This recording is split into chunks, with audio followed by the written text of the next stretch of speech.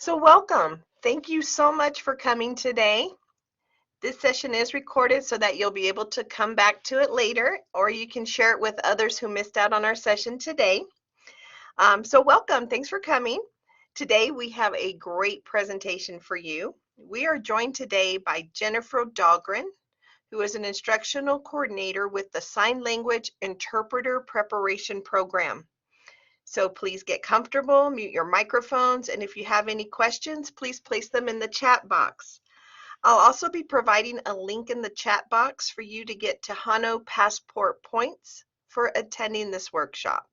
So thank you all for being here today, and you can begin your presentation when you're ready. Hello everybody, good afternoon. Can you hear the interpreter okay?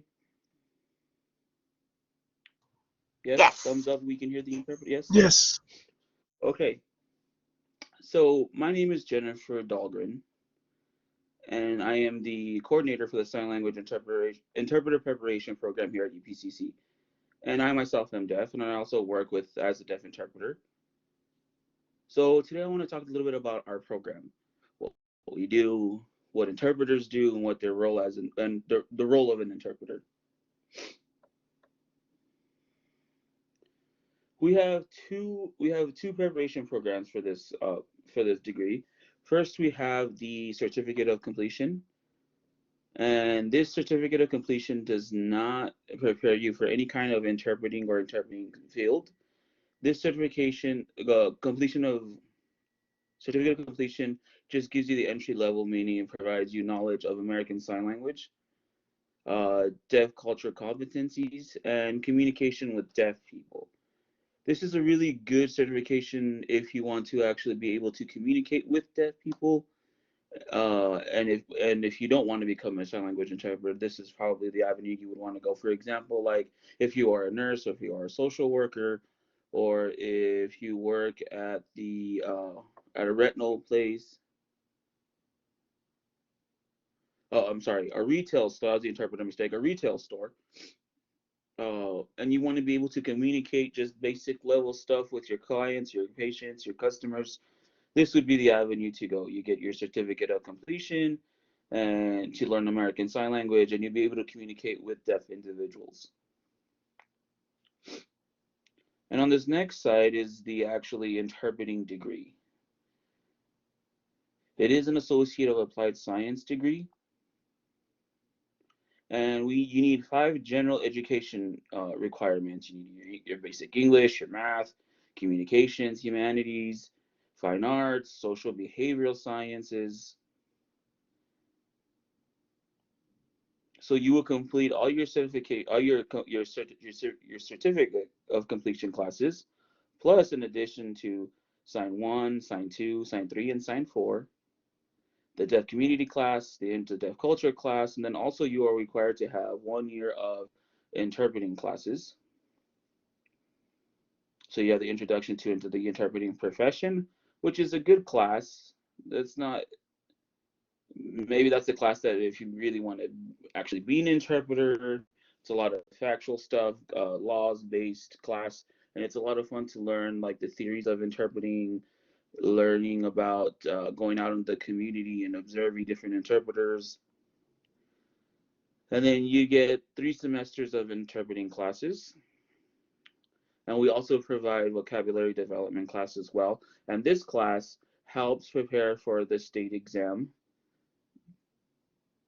We also provide what's called Sign to Voice class, which this means is it prepares you to actually watch someone and sign and then produce it in spoken English. And we have 2 classes related with multicultural and specialized settings, because as interpreters, we work with a diverse group of people, and different countries, different races, different genders, different religions, different backgrounds. And it's just a diverse group of people that we deal with, and we have to be ready to interpret for anything and everything. Many interpreters, after they graduate, they go to higher education, and they focus on educational interpreting, for example. And then everyone's favorite part is the co-op class, which is 2 semesters. You have one in the fall, one in the spring, and you are to do 160 credit hours of internship, which is each semester. The average is about 10, that averages about 10 hours a week. So again, it's not a paid internship. You interns are going out to the community. You'll be able to interpret with a mentor, have interpreting internship sites, for example, like religious settings at churches, higher education. Um, Here at Epcc is an internship site, and Las Cruces, New Mexico is also an internship site. The public schools, K through 12. We have the regional day school program here, vocational with construction companies. We just have different opportunities here for internships to get their practicum and get their hours, and it actually gives them a taste of what the real world should be after when they graduate. And you see what they like and what kind of interpreting they see and what they do after possible job opportunities. So it's a 2-year degree full time. If you're full time, the last year is very difficult. Just kind of a heads up for you all, because you have a full load of class plus internship plus your families plus your life plus everything else that goes around in the world, and it takes a lot of time management skills, because those internship opportunities prepares you for work after you graduate. It helps you network with future employers, future coworkers, and oftentimes we see our students find their employment, and that's something that we succeed during internship.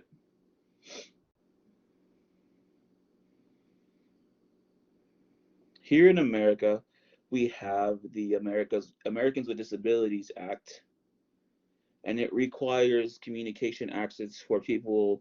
Uh, for people, the ADA doesn't require you to be a certified interpreter. Some states have a licensure laws, which means that you have to register as an interpreter with that state, like New Mexico, for example. But again, it doesn't require you to be certified, just have a licensure. And the goal is to always want to become a certified interpreter. That's always the goal that we preach here in the program. And to be a certified interpreter, it protects yourself, it protects deaf people, and it's just all around a good thing to have. And it justifies you as if you're qualified, if you're experienced. So there's 3 different kinds of certification. You have here in Texas, it's called the BEI, and it requires a 2-year degree. It costs about the total cost is about $500 for both tests, which the 2 tests consist of. You have to take the written part, which is the test of English proficiency, and this test has nothing to do with any kind of interpreting knowledge, any kind of sign language. All it is focused on your proficiency in English. Because to be a qualified interpreter, you would need to actually be fluent in both languages, American Sign Language and in English. The test of English proficiency, we require the students to take it here as they are coming in through the program and as they're finishing the program. So hopefully when they graduate, the half of the semesters, or when they graduate the semester, half of the test is already finished. The second part of the state exam is called the Performance of Interpreting Exam. This one is the one that's related to ethics, interpreting skills, sign language skills. The test of English proficiency here in El Paso, is here in El Paso. The performance test, you would have to take it. You would have to drive to Austin and take the performance test over there. And again, the state costs about $500 for both tests. Some states have what they call reciprocity. So some states will accept the will accept Texas state certification in different places, and the state test has different levels. You have the basic level, you have advanced or intermediate, and then you have advanced. And you can also test for a trilingual interpreter as well. You can become certified as a trilingual interpreter, so here in the state of Texas. Next, you have the national exam, which is the RID, which requires a 4-year degree, and in any degree, doesn't necessarily have to be in American Sign Language, just a 4-year degree. We suggest we suggest the students to take something in like linguistics or Spanish, communication studies, different kinds of 4-year degrees that are related to some kind of the deafness or interpreting field. This test costs total about $800, so it's a bit more of an expensive test. They have the written exam, and that covers the interpreting theories and access laws. So once you pass this test, then you take the performance test. And again, that one is also related to the actual interpreting skills, assigning skills and abilities of the interpreter. With the national certification, you can interpret anywhere here in the country, anywhere, all over the nation.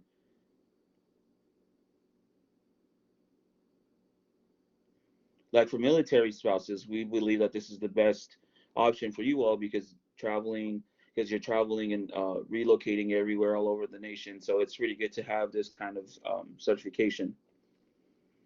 And then that last certification that you can obtain is the K through 12 educational interpreting. And this one ranges around $600, and it doesn't require any kind of degree, but you can have a lot of experience before you actually prep for this test. For the written exam, it's not only about interpreting in sign language, it's also about child development. And the performance exam, kind of shows your abilities and competency of transliterating or interpreting skills. This certification is only valid through the K through 12 settings. With the state certification, with the national certification, you can work anywhere: public schools, K through 12, hospitals, doctors' offices, courts, anywhere pretty much with those mental health, for example, concerts, music, pretty much anywhere with the state and the national certification. But the K through 12 certification is you're only limited to the K through 12 setting. Some people actually love educational interpreting. They love going to the K through 12 settings. There's a set schedule, it's set pay. They enjoy time with children. You know, some people who are really loving it. Here in El Paso, it requires to be a certified interpreter to actually work in the public schools. They require you. It's either the BEI or all three of them, whichever one you have. But to be a certified interpreter in the public schools, you would want to get the K through 12 or the BEI.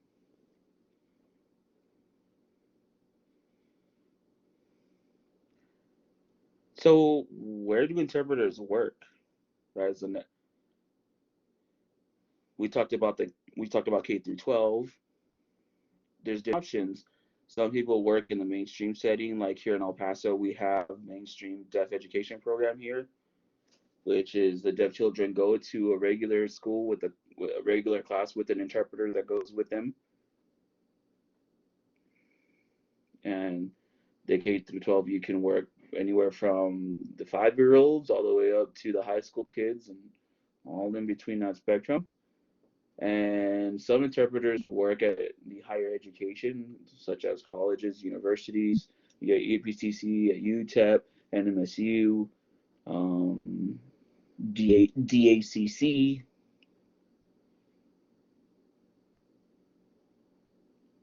You can find all deaf school places from K through 12 and colleges. The K through 12 is called the Regional Day School Program for the Deaf.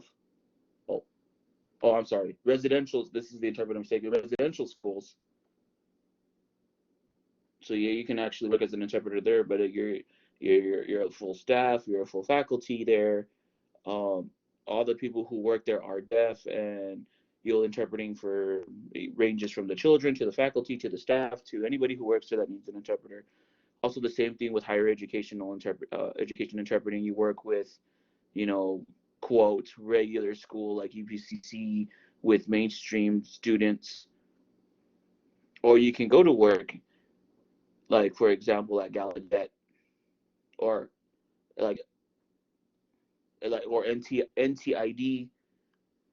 That's a school in New York. They have a dev program, and again, you can be an interpreter for the staff or the faculty or the students there. Many interpreters work in the medical setting. That's a lot of fun. It's very, you go into the emergency rooms, interpret surgeries, interpret doctors' offices, checkups, regular appointments, like all in that medical umbrella. If you enjoy medical things, medical stuff, this is a good fit for you. Also, working in the mental health setting, that's where a lot of interpreters work, but this requires a lot of training. After you do the 2-year program here, a lot of experience, a lot of working with mental health settings, and you can help provide counseling, psychiatric therapy, medicine management. I enjoy interpreting mental health settings. That's one of my favorite ones.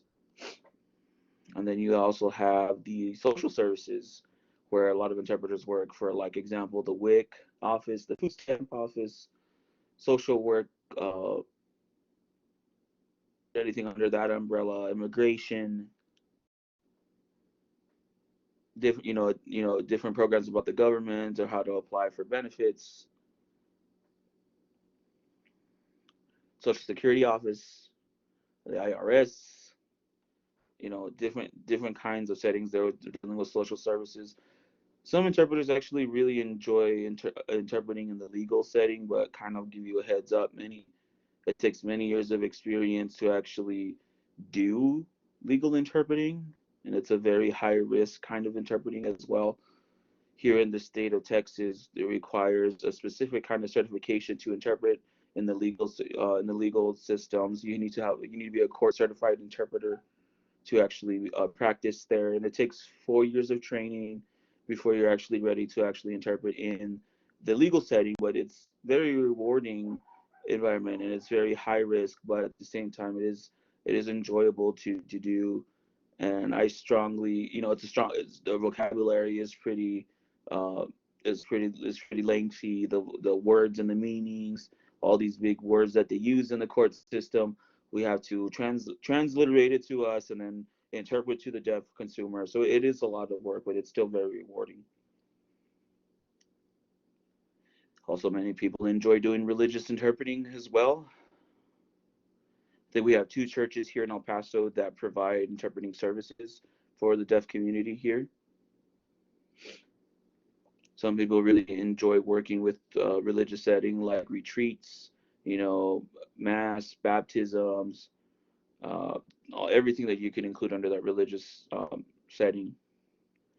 And a lot of interpreters do a lot of entertainment interpreting. One of the most popular kind of interpreting but I will warn you, that doesn't happen often though. Interpreting for concerts, for plays, for musicians, for dancers, for performing arts. If you're interested in seeing entertainment interpreting next Thursday on Friday, we will be interpreting for the dance recital here at Epcc. So we'll see. You enjoy the interpreters there. They'll be next week, Thursday and Friday.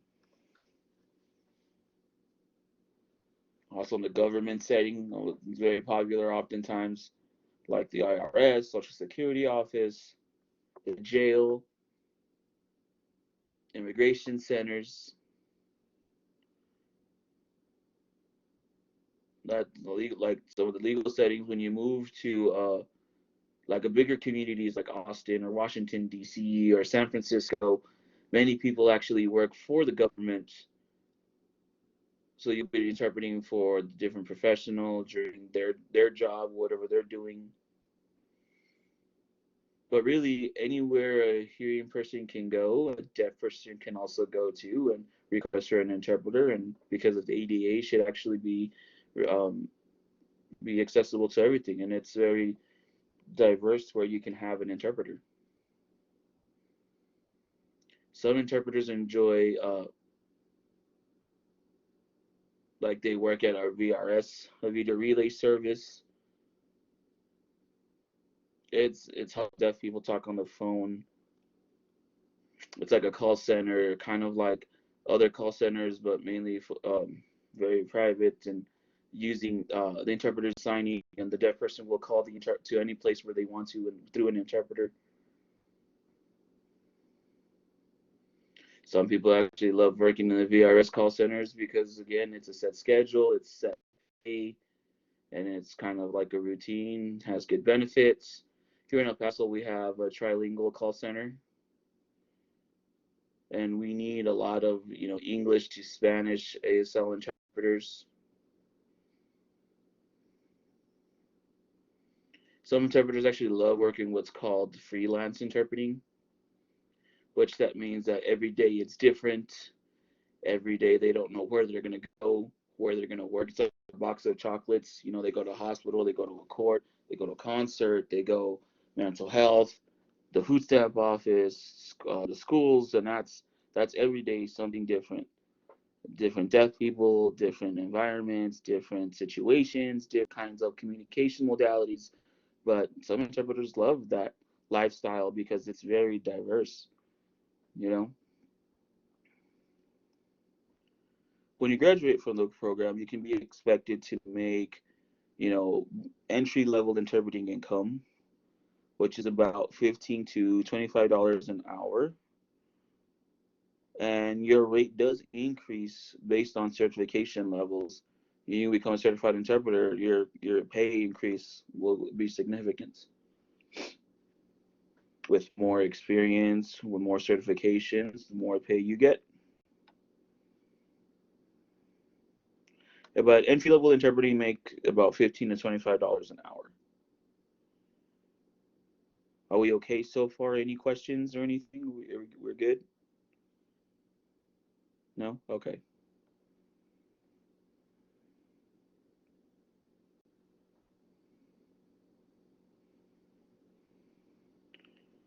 So I wanted to give you all an opportunity to ask questions. Like I know that some of you have never actually met a deaf person before.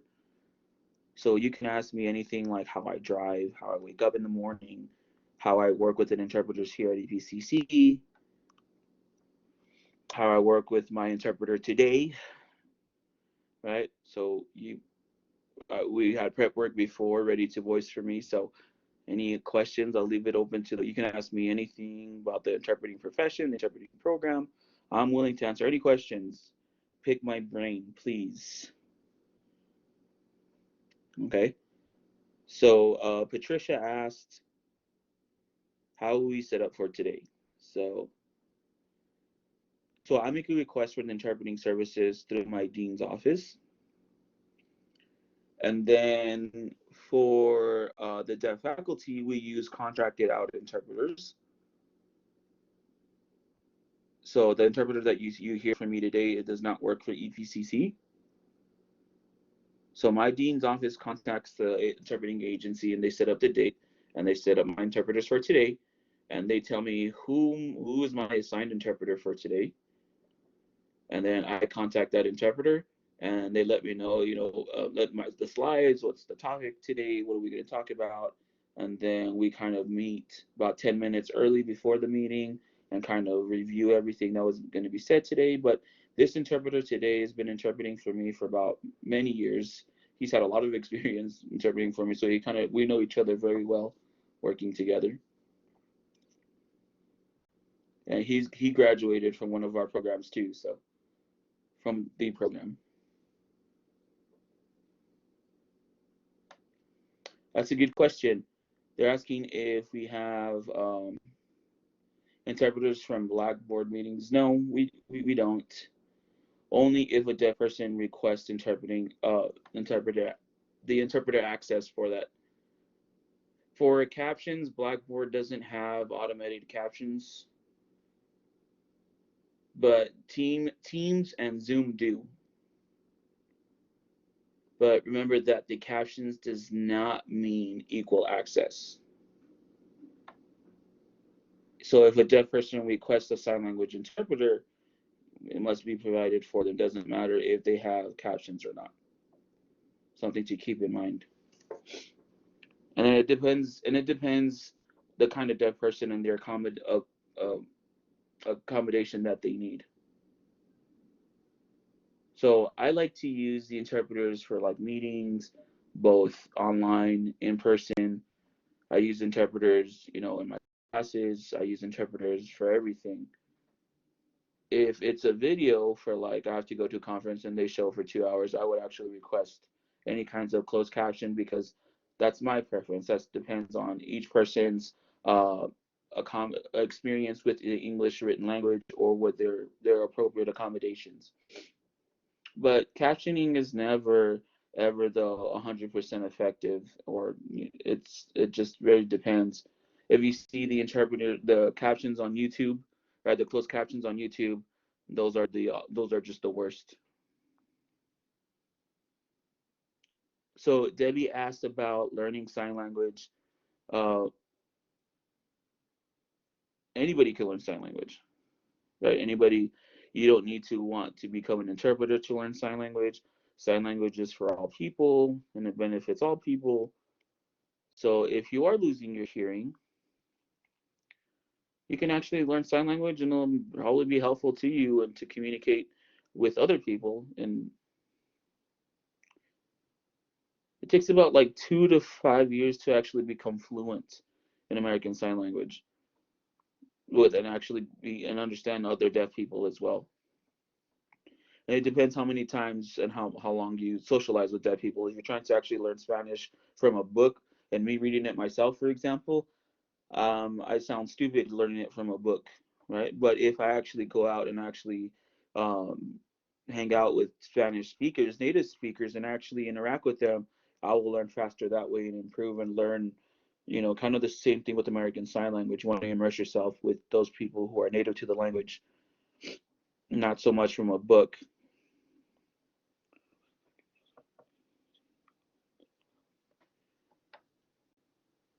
There's another question about the opportunities to have practice sign language. Here at EPCC, we have a sign language lab, and it's open from 8 to 5, Monday through Friday. And we have one hearing staff and one deaf staff. And you can go, sit down, practice, do your homework, just and have conversation, practice your signs. Also, we have deaf events here in El Paso. We always encourage our students to go out and just meet deaf people, make deaf friends, and just practice their skill in sign language. We had different events. I think like 3 weeks ago, there was interpreting at a play. Uh, we invited the community out. The students came, the interpreting community to come out and just kind of hang out and socialize. And since the pandemic, it's been very difficult for events, obviously, right? But we started to see more and more events popping up after kind of as everything. I think May 7th, we have a deaf picnic coming up at Memorial Park. So hundreds of deaf people will get together there at Memorial Park. The sign language lab is at the Valle Verde campus. Yes, it's in B254, and it's on Saturdays. Anyone's welcome to come here. We have a dev tutor on Saturdays who's not, doesn't matter if you're in the program or not, or if you want to learn sign language. Gail asked if there's Spanish sign language. The last time I counted was there's about 300 sign languages over the world, all over the world. So here in El Paso, we typically see Signing Exact English, which is a form of sign language, American Sign Language, and then we have what we call LSM, uh, Lenguaje Señas Mexicanas, which is Mexican Sign Language. And we also see a little bit of Guatemalan Sign Language every once in a while that comes to the border. Yeah, we have different sign language. Patricia asked about the sign language club. So we do have a sign language club, and it's open to anybody and any of the students here at APCC. You don't have to be part of the program. They host events like supporting the deaf community, supporting social environments, or socializing socially events.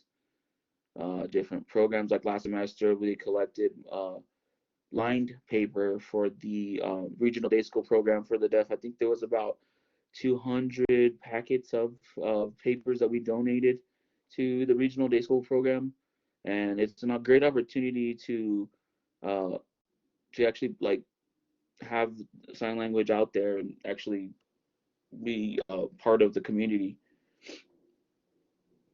And when the world's open again, hopefully very soon, the sign language club will travel to Austin, different places to go see the deaf residential schools, and learn more about interpreting and deaf education and all that good stuff. So hopefully that happens when the world opens up. Is there any more questions for me?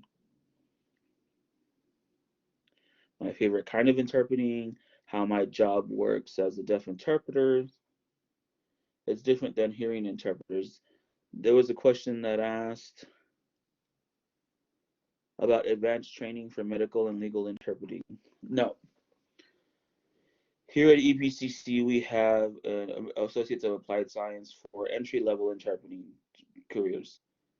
If you want to pursue higher certifications, then you would need to, take workshops, go to a four-year college, four-year university, and kind of immerse yourself in there. Yeah, there's a very intense programs for legal and medical programs.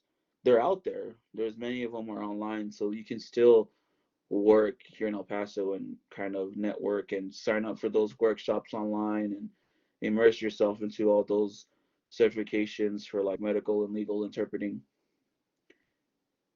And I told her we need legal interpreters here in El Paso. There's all in El Paso County, we have only 3 legal court certified interpreters.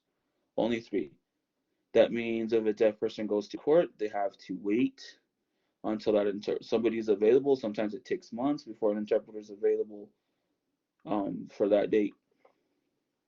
So come sign up for the program and continue your degree, and after you graduate, and just get your degrees and become a court certified interpreter.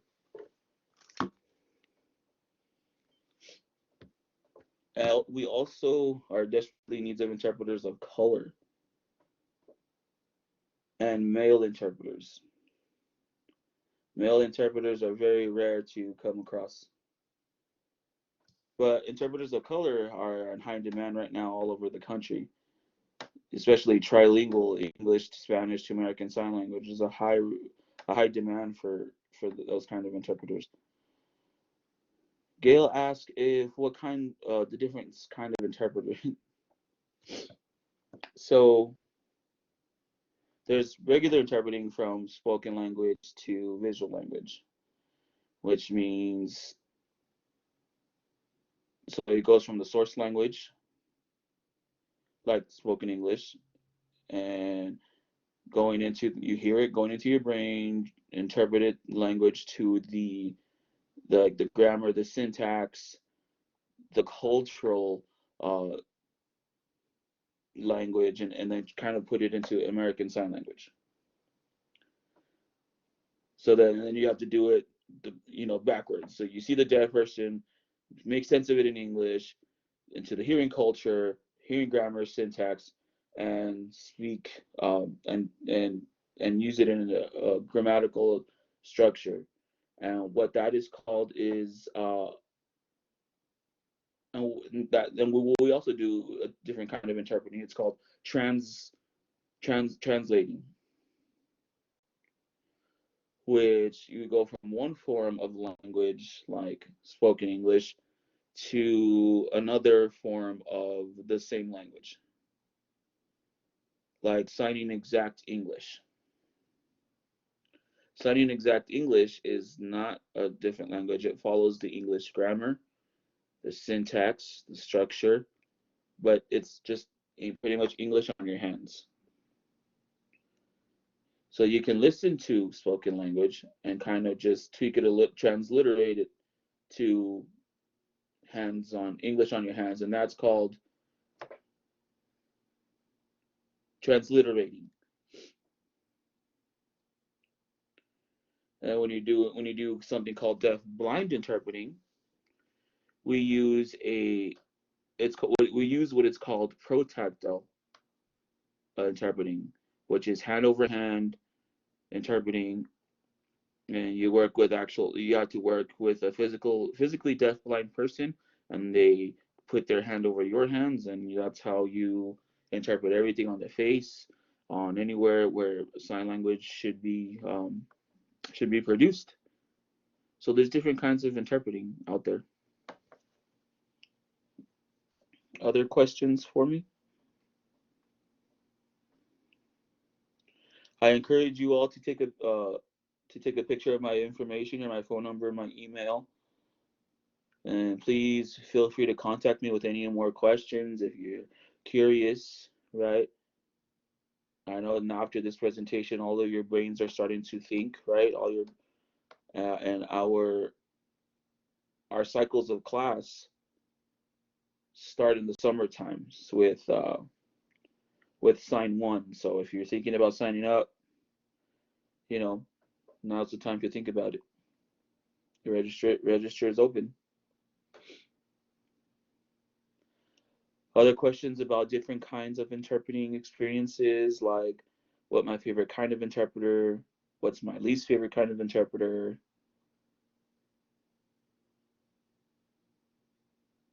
Interpreters have, good vocabulary. They need to know a lot of signs in American Sign Language, but also at the same time, they need to know a lot of English words.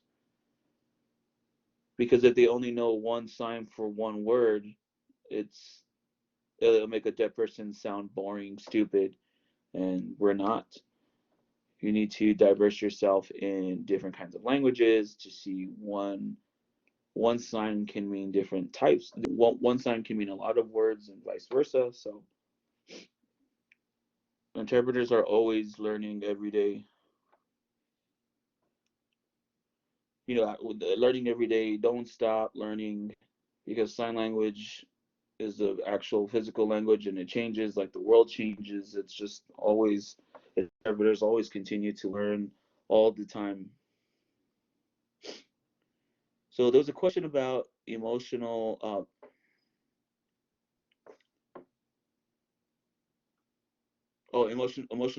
during interpreting. So our job as interpreters is to take the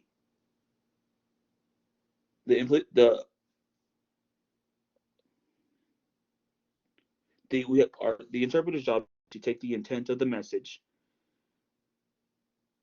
and then produce it into another language. So that includes language, grammar, syntax, emotion, intent, the meaning behind it, the power dynamic, and kind of reduce that into American Sign Language and to an interpretation. And then that kind of works the opposite. So you see the deaf person, how they're feeling, what their intent, the implicit meaning behind whatever they're trying to say, and then produce that into a spoken language. It's a lot of mental work. It's pretty tough. Patricia's asking, how can EPCC make more events accessible for the deaf community? Anytime you have flyers or presentations or events, or um, always put, the disability caption.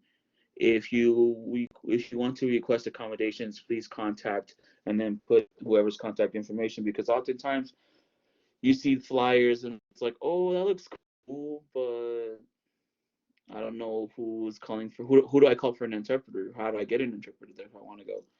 So if you put the accommodations request on the bottom for like reasonable accommodations, please contact this person in charge 2 days in advance, and that would be more accessible. But I think that EPCC can actually make events more accessible if they have interpreters for public events.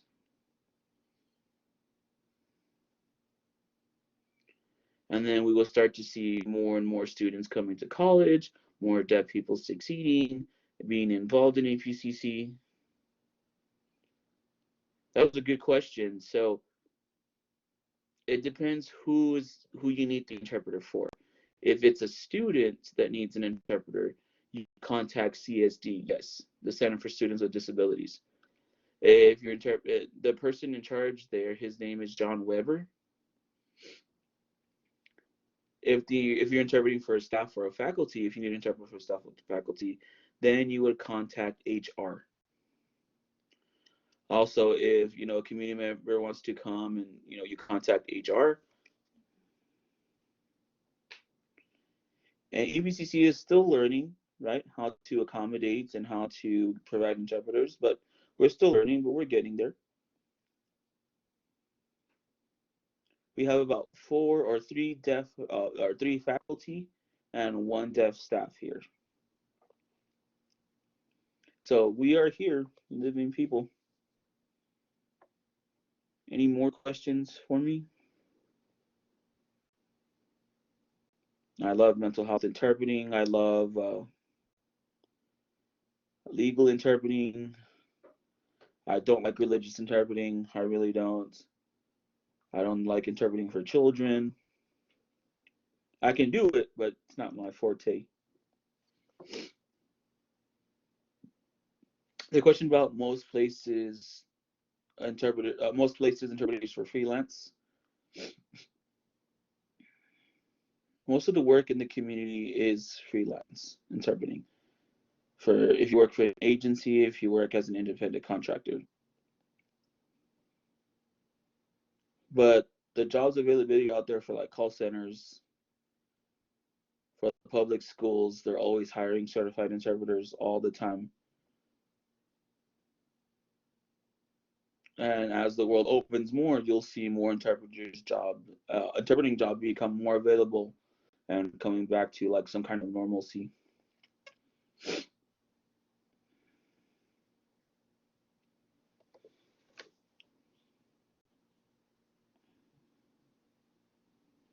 Any other questions for me about interpreting the program? Anything else?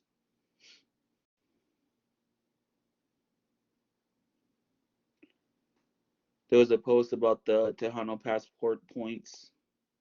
So make sure you take a snapshot of all of this and get your points in. Thank you so much for coming today. I hope you all see you in class soon, hopefully, if you all are interested. Thank you to our interpreter as well.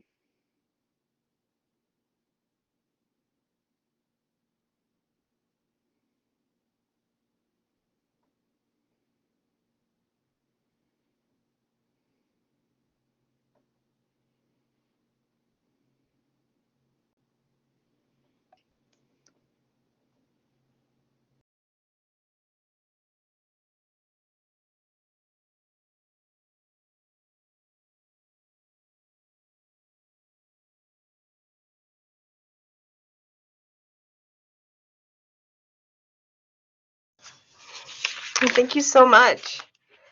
Thank you all for a great workshop and for all this great information. And I'm really glad that you taught to us about putting the items on the flyers, asking that if people need interpreters or some type of accommodations to let us know. It's not something I've thought of before, so we'll definitely be doing that from now on. Of course, of course. Thank you. Also want to thank everyone for coming today. Thank our interpreter and Ms. Dahlgren for coming. I really appreciate the information that you all shared with us today. And next week, we will be having another Tejano virtual event. We will be having the Culinary Arts Department here at 1 o'clock. We're going to be having a tour of their department virtually. And you also did notice there is a link in the chat for Tejano Passport points. So please visit the Tejano Passport website in order to get credit for coming to today's workshop towards your medallion. So again, thank you to our presenters and thanks to everyone for being here. And I hope you have a great weekend and stay safe. Thank you. Bye. Have a good weekend.